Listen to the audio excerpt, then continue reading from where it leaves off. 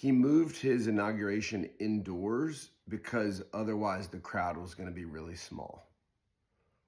And he knew that, and his people knew that. Hotel occupancy in D.C. was at 70%. For Obama's inauguration, it was at 90%. And it was only at 70% because tons of people were there to protest against him, not there to see him. So they knew that they were going to have a half-empty field and that would show weakness. So they moved it indoors. And then 27% less people watched it than Biden's inauguration. And these are just facts. All these numbers are facts. The hotel occupancy is a fact. The viewership is a fact. 20% less watched it than watched his first inauguration. Isn't that interesting? And they're calling this a mandate and a landslide, and it was neither. I personally don't believe the numbers, and I never will, but even if you do, it was the smallest popular vote victory margin in 6 elections. In each one of those swing states that he supposedly won were won by tiny margins. The House has like a 2 or 3 vote margin between the parties. This was not a landslide. So that means even if he won, even if you believe the numbers, even with the help of Russia, which we know for sure he had, the Fed has now sanctioned Russia because of it. Even with the help of Russia, even with the help of Elon Musk publicly campaigning for him, offering $1 million to people who registered to vote, spending $277 million of his own money, even with all that, he barely won.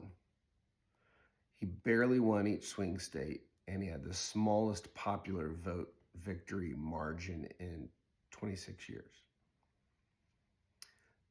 His inaugural crowd was going to be tiny, and he got 20% less viewership than his first inauguration and 27% less viewership than Biden's inauguration. Do you know why? Because it's not real.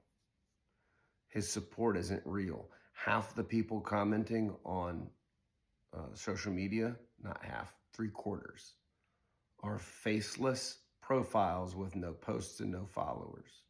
Half of them say new profile.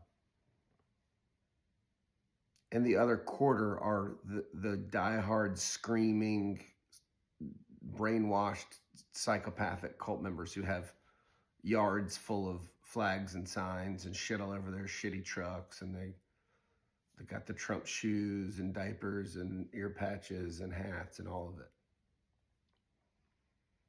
That's who you're hearing. That's who you're seeing on my posts, the people attacking me and insulting me. 3/4 of them are faceless profiles with no activity on their pages. And the other quarter are, morbidly obese, elderly men who call me a snowflake.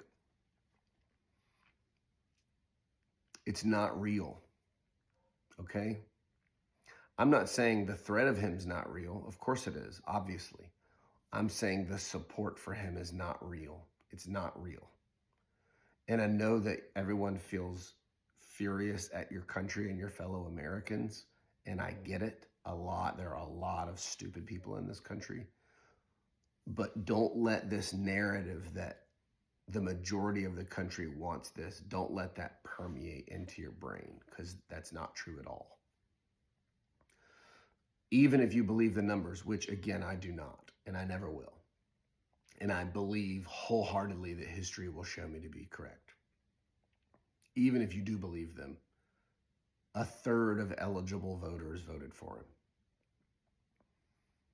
And then, a slightly less voted for Harris. Some voted third parties, some didn't vote. But only 1/3, less than 1/3 of the eligible electorate voted for this guy, even if you do believe the numbers.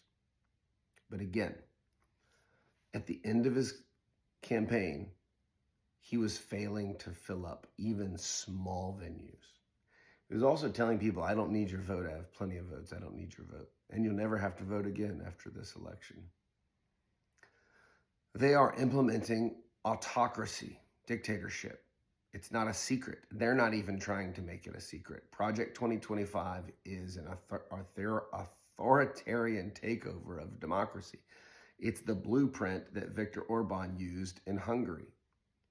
Viktor Orban is financing and pulling strings at the Heritage Foundation. He is a Hungarian dictator. It's not a secret.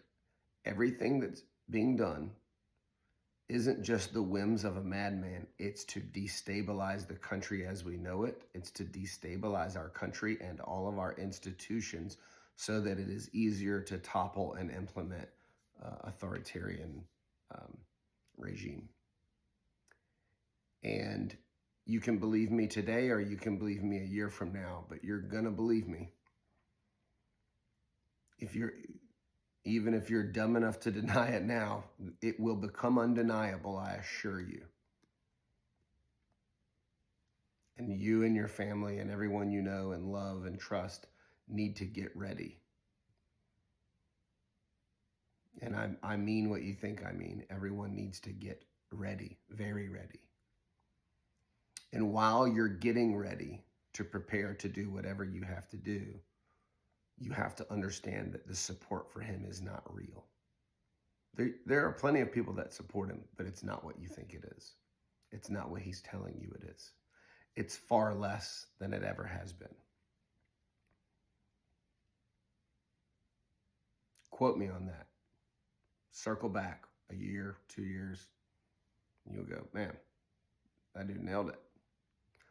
I wish I was wrong in a lot of this shit, but I fear that I am not.